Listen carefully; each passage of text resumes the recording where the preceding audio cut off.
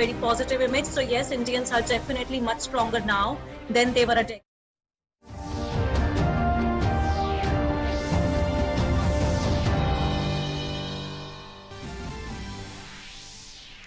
In the meeting with Chinese Defense Minister, Raksha Mantri Rajnath Singh emphasizes that the aggressive behavior of Chinese troops in attempts to unilaterally alter the status quo are in violation of the bilateral agreements, reiterates that Indian troops have taken responsible approach towards border management but are also determined to protect India's sovereignty and territorial integrity.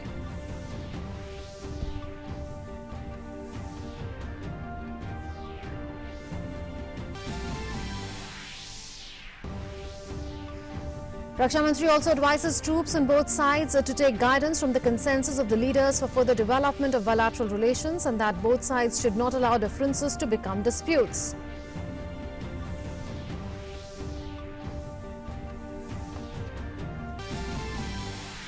President Rajnath Kovind presents National Teachers Awards to 47 distinguished teachers. Says teachers are at the center of fundamental changes envisaged by the national education policy.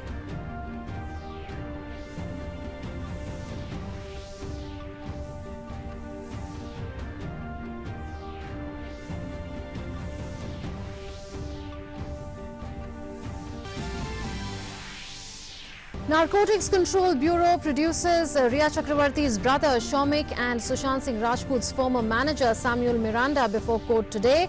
Deepesh Sawant is likely to be made an approver in the case. CBI team visits Sushant Singh Rajput's residence.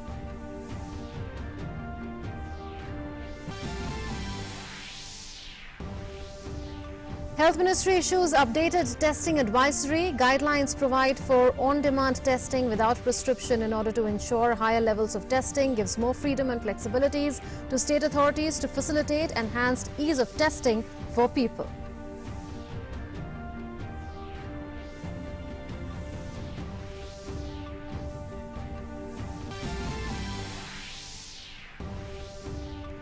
With higher number of patients getting cured, India's total recoveries surpass 31 lakh with over 77% recovery rate. Case fatality rate further goes down to 1.73%. Over 10 lakh 50,000 tests conducted in the last 24 hours, with the total number of tests now nearing 4.7 crore.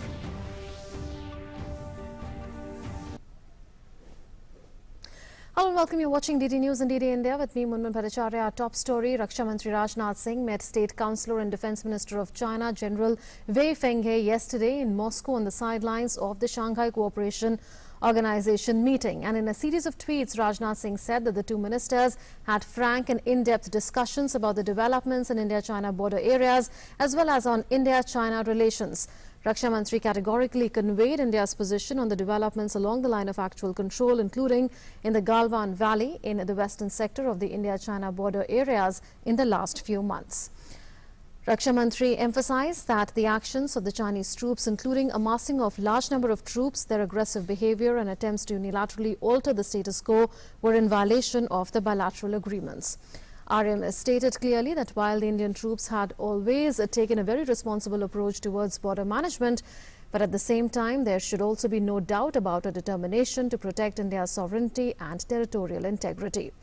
RM said that both sides should take guidance from the consensus of the leaders that maintenance of peace and tranquility in the India-China border areas was essential for further development of bilateral relations and that the two sides should not allow differences to become disputes. He further advised that it was important, therefore, that the Chinese side should work with the Indian side for complete disengagement at the earliest from all friction areas, including Pangong Lake, as well as de-escalation in border areas in accordance with the bilateral agreements and protocols. RM further said that the current situation should be handled responsibly and that neither side should take any further action that could either complicate the situation or escalate matters in the border areas. Raksha Mantri conveyed that the two sides should continue their discussions, including through diplomatic and military channels, to ensure complete disengagement and de-escalation and full restoration of peace and tranquility along the LAC at the earliest. So a series of tweets coming in from the Defence Ministry on what Raksha Mantri Rajnath Singh has said in the meeting that happened with his Chinese counterpart in Moscow on the sidelines of the SCO Defence Ministers meeting that is ongoing there. and strategic affairs expert Harshvardhan Pant is now joining us for his perspective on this developing story. Well, Dr. Pant, welcome to DD India and DD News. If you're with us, let me read out some of the tweets that have been put out by the Defence Ministry. One of them is that discussions, both military and diplomatic, must continue to complete disengagement and de-escalation, and there should be full restoration of peace and tranquility along the LAC at the earliest. And the other being that neither side should take any further action that could either complicate the situation or escalate matters in border areas, and the current situation should be handled responsibly. Would you say that this is yet another firm statement from the Indian side, after especially what Foreign Secretary Harshvardhan Shringla had said, that the situation in the border areas there, particularly along the LOC, is unprecedented since 1962? Yes, I think it's a very important signal, both to the Chinese side in terms of its intent as to what India possibly wants to do, as well as its ability to have a conversation with the Chinese on matters most pressing on the border, along the border.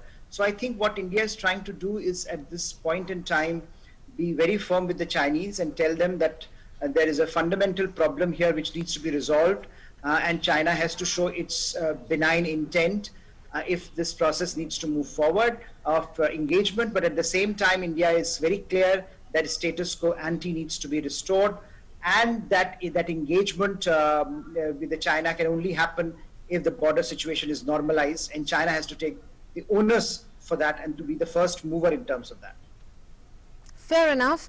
Would you say that India has been resisting, Chinese attempts to unilaterally change the status quo, and we've seen that quite evidently in the last few days, particularly since the last weekend?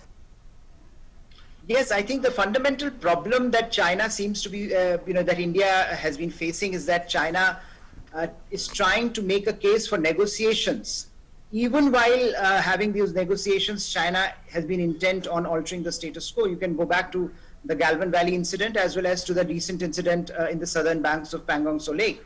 So clearly, I think India has to be on guard, and that's what India did on the night of August 29th and 30th, when Indian soldiers tried to dominate the, tried to take on the dominating headlines, the mountaintops around Pangong Tso Lake, so that it gains tactical and strategic advantage. Tactical on the ground while dealing with the Chinese militarily, strategic advantage so that the negotiations can now move forward with Chinese under some pressure. So I think India's strategy of mobilizing its forces, of making sure that China does not gain any tactical advantage on the border, at the same time keeping the door open for negotiations at the moment, is very wise, and it is being conveyed in so many words to the Chinese. Fair enough. There's also news coming in that Indian and Chinese brigade level military talks have begun at 11 this morning. We are aware that several rounds of such military talks and also diplomatic talks have taken place, and it is in that respect that Raksha Mantri says that we should continue these talks to ensure that there is complete disengagement and de-escalation. Would you say that India has to an extent outmaneuvered the Chinese in the recent past? I think the way India has deployed its diplomatic muscle as well as its military muscle is quite interesting, and I think that has put China on slightly back foot at the moment, because that has made India clearly the prime mover in this engagement. What was happening in the past was that India was responding to what China was doing. Chinese said, initially they started mobilizing forces on the border. Then they said, let's have negotiations, and India entered into negotiations. And then the Chinese did a Galvan Valley incident. I think now India is intent that won't be repeated. And I think India has taken the initiative in shaping the larger realities around these negotiations. And that, I think, is paying dividends at the moment. And do you think that the fact that the Chinese side had requested for a meeting with our Defence Minister Rajnath Singh in Russia also goes on to show that the Chinese did feel the pressure, particularly after the recent developments, and also the statement from the Indian side that it won't be business as usual any longer, and that you can expect the bilateral relationship to go on as usual only if there is peace and tranquility in the border areas, which is not the case now? I think, Chinese were under this misunderstanding that India would buckle in, that eventually the negotiations could go on. It will happen because it would be Indians that would be pressurized to an extent that they would have no option but to negotiate. And India has shown that that's not the case, that India will stand its ground, India will take the battle to the Chinese, and India will make sure that Chinese are equally under pressure. And that's why when India started controlling the domineering heights around Pangong Tso Lake, it gave India a tactical advantage, which allowed India to make a case for negotiations. And therefore, you saw Chinese, Chinese calling for this meeting with the Raksha Mantri. And I think going forward, that is likely to be India's posture, because the trust level with China has completely broken down. I don't think any policymaker in India today trusts the Chinese to do the right thing, or that to pursue negotiations in good faith. And I think that's going to be the biggest issue going forward. And that's why India will have to keep its powder dry. India will have to make sure that both its military and diplomatic arsenal is fully mobilized, and that it is pursuing negotiations not simply for the purpose of pursuing negotiations, but to achieve certain concrete outcomes. And that is why I think the message that is coming out both from the Raksha Mantri, from Foreign Minister, as well as from Foreign Secretary in recent days have been quite striking. Absolutely, and we saw how the Army Chief and the Indian Air Force Chief were there in the Chushul area and tried to assess our preparedness, particularly with the winter months coming now, and it's going to be extremely inclement there, to say the least, in Ladakh in the winter months. So what would the new normal be along the LOC, and for what should India be prepared in future? I think the new normal along the LAC is going to be that the LAC is going to be, unlike in the past when we used to say, look, LOC is the one that is always problematic. It's the LAC which is stable. I think much like the LAC will also remain a very hot border for India. But that will be for two reasons. One, of course, Chinese are going to put pressure, along the border, as they have been doing in the past few months. But also because India is decided that it is not enough to absorb those, strikes from the Chinese. India will take the battle to the Chinese, and that is what the Indian defense forces have been showing off the Chinese in the recent days. And I think if Chinese are getting the message, they should. It would be particularly clear to them that India will not, back down. India will not buckle down. So I think the message to the Chinese is very clear, both from the diplomatic front as well as from the military front. And if the visits that you were talking about, the CDS as well as the Indian Army Chief, both of them have conveyed a very, very strong message that Indian forces are fully prepared, and Indian forces have much greater experience of fighting during inclement weather compared to the Chinese forces. So I think the Indian side is making its intent very clear to the Chinese that even as doors for negotiations are open, don't consider this that we will, that India would give in militarily, because India is militarily very well prepared. Absolutely. Well, Dr. Harsh Pant, thank you so much for your perspective on this big and developing story. Well, Teachers' Day is being celebrated today in memory of a former president and an academician, Dr. Sarvepalli Radhakrishnan. The day honors teachers for their exemplary efforts in shaping the future of the nation. President Rajnath Singh virtually conferred the National Teachers Awards to 47 teachers from across the country for their outstanding contribution and notable work. Addressing the event, the president said that every possible step needs to be taken to enable teachers according to the new education policy. He added that the teachers are at the center of fundamental changes envisaged by the national education policy.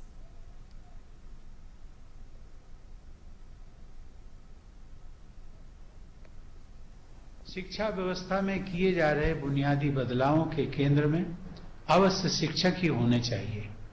नई शिक्षा नीति के अनुसार शिक्षकों को सक्षम बनाने के लिए हर संभव कदम उठाए जाने की आवश्यकता है। इस नीति के अनुसार हर स्तर पर शिक्षण के पेशे में सबसे होनहार लोगों का चयन करने के प्रयास करने होंगे। साथ ही शिक्षकों की स्वायत्तता व उनके सम्मानपूर्वक स्थान को सुनिश्चित करने के प्रयास जारी रखने होंगे। President Kovind also said that online learning has been promoted in the country during the COVID-19 pandemic. He added that it is necessary to ensure that the means of studying through digital medium are available in rural, tribal and remote areas too. Online शिक्षण को बढ़ावा देने के लिए शिक्षकों को अभिभावकों के साथ भागीदारी करनी होगी, ताकि वे बच्चों के साथ इस प्रक्रिया में सहयोगी बने और उन्हें रुचि के साथ सीखने के लिए प्रेरित भी करें। आप सबको अपने विकास के लिए शिक्षा में हो रहे बदलावों के बारे में जानना होगा और इसके लिए लगातार डिजिटल तकनीक का उपयोग करना होगा।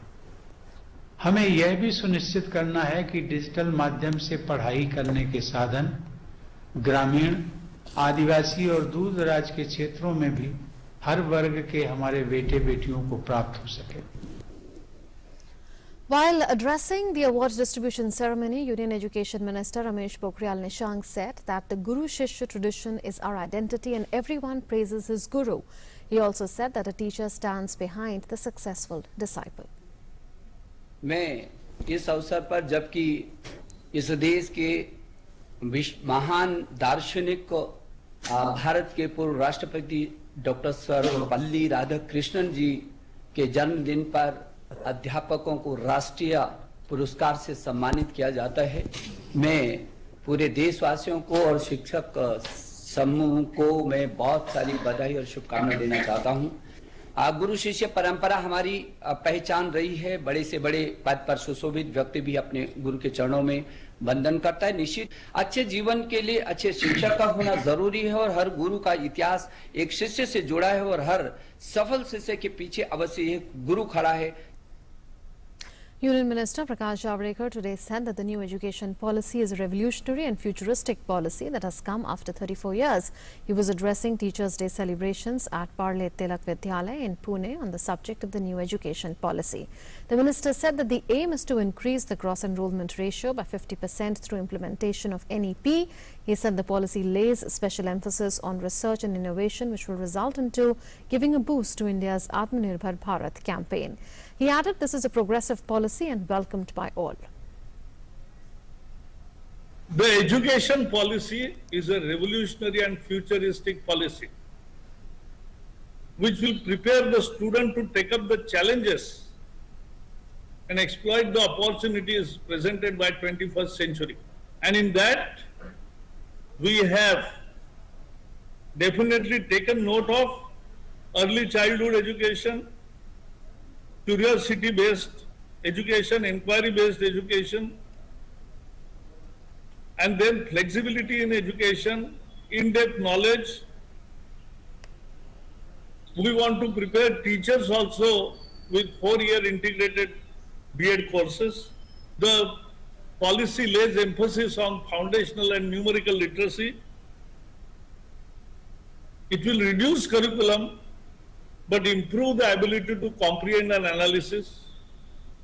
Critical thinking is the force and the scientific temperament is the base of this policy.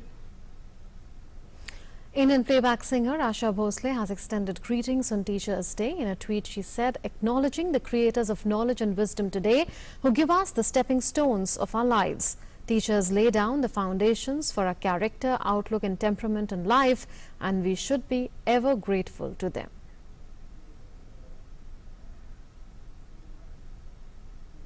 In a fresh development in Narcotics Control Bureau's probe in drug trafficking connected to Sushant Singh Rajput's death case, the agency produced Riya Chakravarti's brother Shomik Chakravarti and Sushant's house manager Samuel Miranda and all other arrested before a court after their medical tests. The arrest was made following a 4-hour raid at their residence in the morning. Their offences falling under Section 27 of the NDPS Act as a non-bailable offence.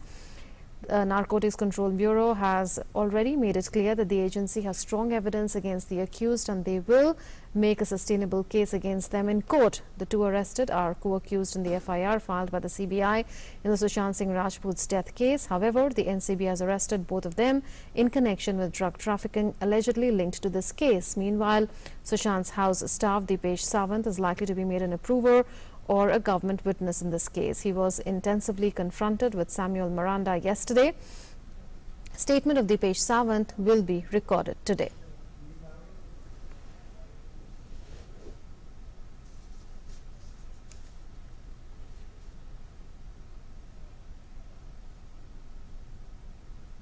Meanwhile, a CBI team today visited Sushant's residence. The team had earlier visited his residence around 4 times. And for more on this, our correspondent Yogesh Sheetal is joining us from Mumbai. Yogesh, there are several facets of the investigation in the Sushant Singh Rajput case. One of them is, of course, the drug peddling angle or the drug connection between the death of Sushant Singh Rajput and, considering the various arrests that have taken place of late, tell us where does the investigation as far as drug trafficking link in this case is concerned stands?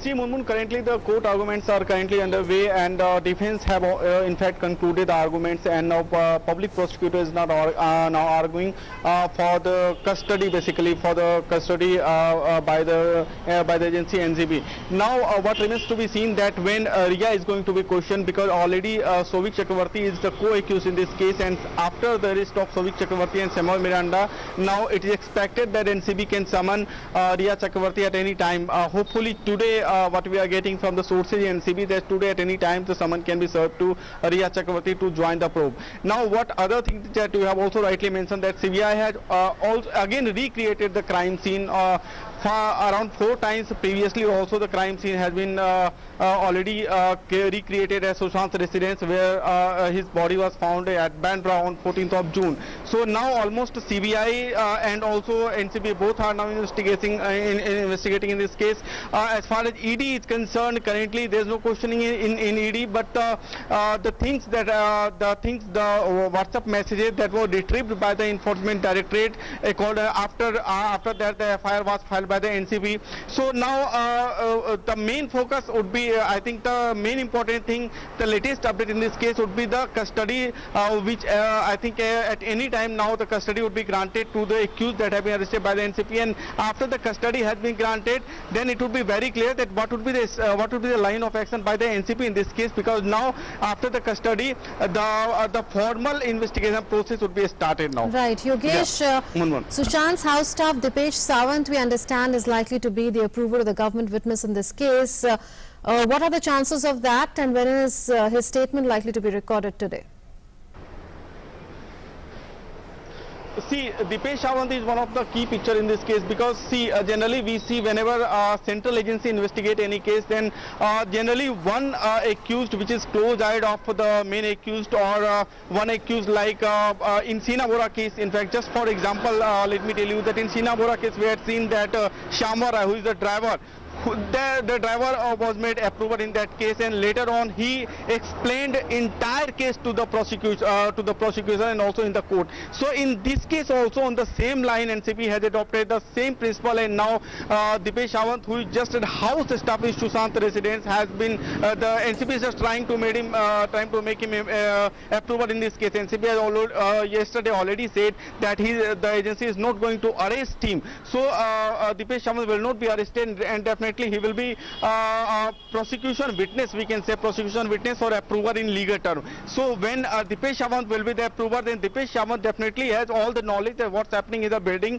who are the people they were coming to meet Sushant Singh Rajput, what were the transactions, what were the content of communications, what was happening in the house, whether there any reshuffle, whether there any fight on 8th of June that was alleged by some of the theories that have been floated earlier. So number of things Dipesh must know, and Dipesh has already been questioned by the Enforcement Directorate also. So it is expected that Dipesh has a lot of knowledge about the entire thing that was going around that building. So when he becomes an approver, when he becomes an witness from the prosecution side, that will be that will be a moral boost, and that will also be legally a strong point for the prosecution, whether the prosecution would be any agency, whether it is ED or CBI or NCP. The prosecution case would be stronger when Dipesh Sawant will be made approval. So but he has not been made as of now, but here the procedure is underway. Anytime NCB can declare that he will be made approved, because there is a certain procedure in court procedure, only then it will be approved.